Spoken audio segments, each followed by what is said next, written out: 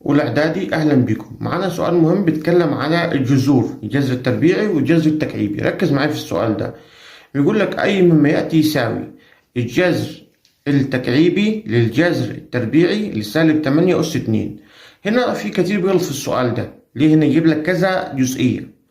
أول جزئية عندنا في عندك سالب 2 سالب 8 أس 2، وبعدين في عندك جذر تربيعي، بعدين في عندك فوق خالص جذر تكعيبي.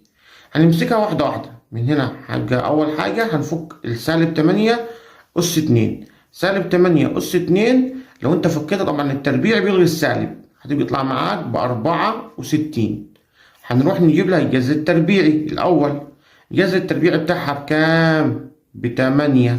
8 في 8 ب64. بعدين هنروح نجيب لها الجذر التكعيبي. الجذر التكعيبي لل8 يطلع معاك بكام؟ ب2. يبقى السؤال ده الملخص بتاعه أو الإجابة تطلع معاك ب2. هتفكه حتة حتة. يبقى السالب 8 ربعها الأول، خدها من تحت لفوق كده. سالب 8 لما تربعها يطلع لك